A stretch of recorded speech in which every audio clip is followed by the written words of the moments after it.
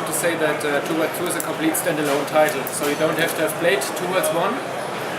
But if you have played it, you will recognize some characters. For example, Gandor, the bad guy from the first part, will also be in part 2. And so therefore there are some connection points, but overall it's a completely new game. It was very important for us to pronounce this. We created a new graphic engine, hired new story writers, so that's the reason why it takes at least so long. So it's 3 years now, but as you will see further on, it really was worth the waiting time. I do the presentation on the Xbox 360. The release will be for PC, PlayStation 3 and Xbox 360 simultaneously in autumn, so hopefully end of September.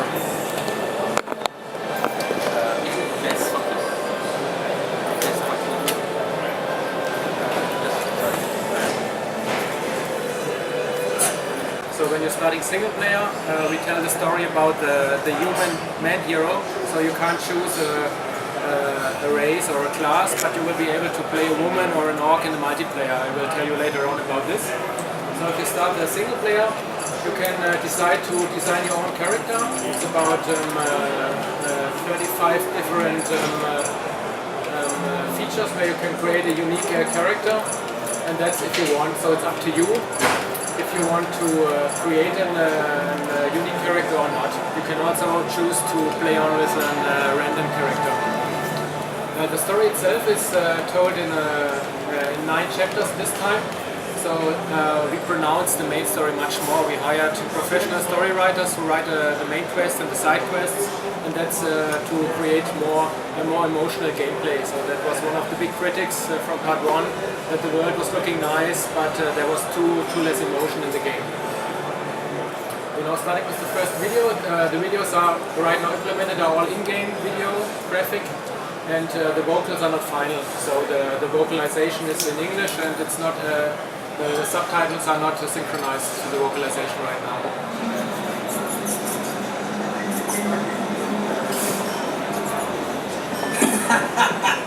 Completely own developed technique from a little pump. This engine really allows us to create these particle effects, the rain coming down. If you're looking near the wall, it's 3D textures, so it's all everything very detailed. Next thing is the interactivity of the world. So we implemented 2 kinds of play of players. So on the one hand, you can see Nafan, that's the Orcish assassin. And if you are a gamer who wants to know what to do, you just have to follow her. So she's getting you through the first level. But of course, we also think of the sandbox gamers. And sandbox gamers, they like to look around and to try out things. So you just can say, I let Nafan wait a little bit.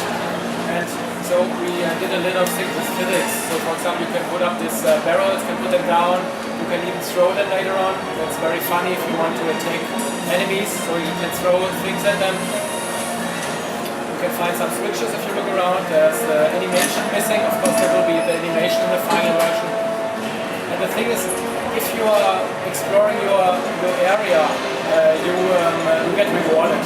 So for example here you find a golden tooth from a skeleton.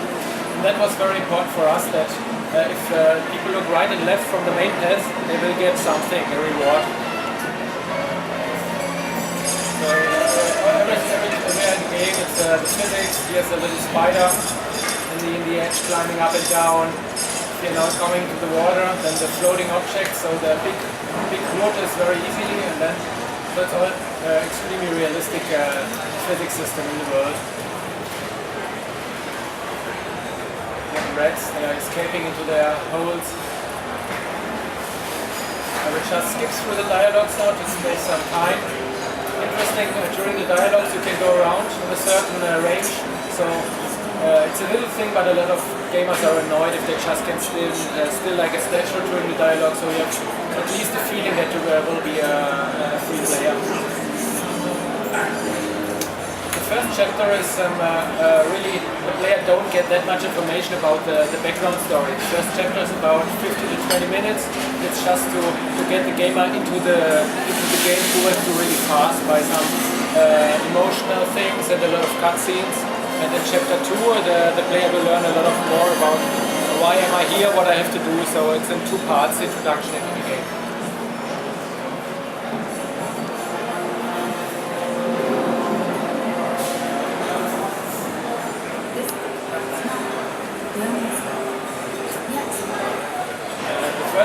also included a little tutorial. So for example here learn the jumping.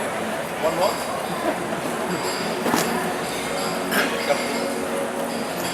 Hi there. Hi.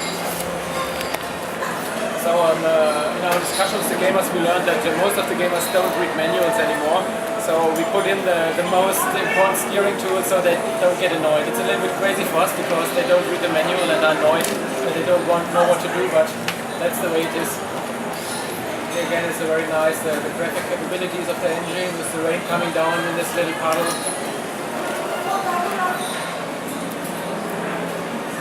The next important thing, by the way, the little gate shots are not motion captures right now, so they are a little bit wooden, but there will be motion capture in the version final thing.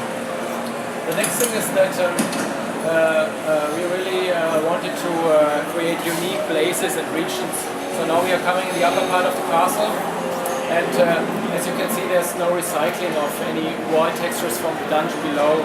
We created a completely new world, and so want to give the player really a unique feeling. You can even see the heat waves above the flame.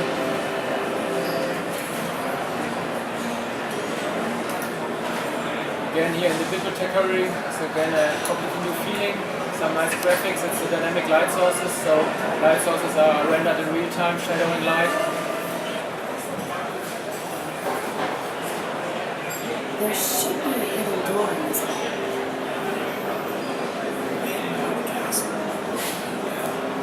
No time for jokes. You need to find a switch to open it. I spent a lot of time in this house. If I remember correctly, switching to someone else. We'll go and find it. I'll guard the door. That's another thing, if you give the NPCs really what they are saying they are doing. It's not that they are just standing around, so the files looking and staying guard really. And that's, even in the cities you can see it later on, it's very important that the NPCs really do what they are saying. Of course it's an RPG, so you can collect several items, weapons, armors, potions. We also included books. Books are playing a little special role because again in our discussions with fans in the community we learned that a lot of RPG players love books because they give them more information about background story. The other half of the players don't like books at all because they want to play, they don't want to read. So we implemented books. They have from 5 to 30 pages and consist really funny stories. But beside this, you can also learn something. You can learn how to defeat a certain monster or where a treasure is hidden. So again, you get a reward if you read a book. But we don't connect the book to the main story. So the player won't be forced to read a book if you don't want to.